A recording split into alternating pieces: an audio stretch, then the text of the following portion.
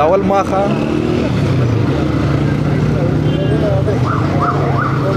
جی بالکل، اس وقت میں موجود ہوں مٹا کے چوک میں. یہاں پر اسلامی جمعیت طلبہ کی شدید فرانس کے خلاف شدید احتجاج ہوا ہے. ہمارے ساتھ یہاں پر تحصیل مٹا کے امیر بھی موجود ہیں. ان سے بات کرتے ہیں کہ ان حوالے سے وہ کیا کہتے ہیں اور حکومت سے مطالبہ کیا کرتے ہیں. السلام علیکم. وعلیکم السلام.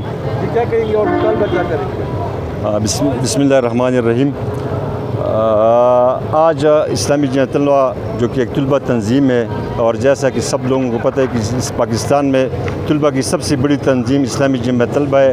آج انہوں نے سارے پاکستان میں جو فرانس میں جو نویز خاں کی شائع ہوئے اس حوالے سے ان کی ناظم اعلیٰ نے پورے پاکستان میں احتجاجی مظاہروں کی کال دی تھی. اسی حوالے سے آج مٹا چوک میں ان کا ایک مظاہرہ تھا، بھرپور مظاہرہ تھا فرانس میں، جو تنوین نویز خاں کے فرانس کی حکومت کی سرکردی میں جو شائع ہوئے ہے. جی تو کیا کریں گے، لائی عمل کیا ہوگا آئندہ؟ تو انشاءاللہ اسلامی پاکستان کے امیر جناب سراج الحق نے بھی جمعہ کو احتجاج کی کال دی ہے. تو انشاءاللہ اسی چوک میں جماعت اسلامی تحصیل مٹا کے ذریعے انشاءاللہ ایک عظیم شان احتجاج ہوگا جمعے کے دن. اور اسی طرح خیبر سے لے کر کراچی تک پورے پاکستان میں انشاءاللہ جماعت اسلامی پاکستان کے تحت مظاہرے ہوں گے. جی تو سفیروں کے حوالے سے آپ نے بھی مطالبہ کیا اس حوالے سے؟ یہ تو ہم سب کرتے رہے. کل سینیٹ پاکستان میں سراج الحق صاحب نے بھی کیا تھا.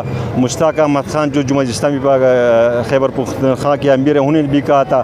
اور ہم سب مسلمان بھی سے مسلمان ہم یہ مطالبہ کرتے ہیں کہ سارے امت مسلمہ کی جو سفراء ہے فرانس میں وہ سارے اپنے سفیروں کو واپس بلا دیں اپنے ملکوں میں. آپ کیا کہیں گے؟ جی جیسے کہ ثناء اللہ بھائی نے کہا تو یہ ضروری ہے کہ جیسا ترکی نے کیا جا سفیر واپس بلا دیا، اس کا سفیر واپس بھیج دیا، تو ایسا پاکستان کو بھی کرنا چاہیے. جی بالکل، آپ نے یہاں کے جو مقامی امیر ہے ان کے باتیں آپ نے سنی. ان کا کہنا تھا کہ جلدی سے پاکستان کو چاہیے کہ وہ فرانس کو جو سفیر ہے اس کو باہر بھیج دیا جائے اور پاکستان جو وہاں پر سفیر ہے ان کو واپس وطن بلانا چاہیے. یہاں پر شدید نعرہ بازی بھی کی گئی اور یہ مطالبہ کیا گیا کہ فرانس جو چیزیں بناتا ہے ان سے ہم مکمل طور پر بائیکاٹ کر لے. تو یہ بار بار اس طرح کے ناموس رسالت کے جو حملے ہیں وہ ہو رہے ہیں. جی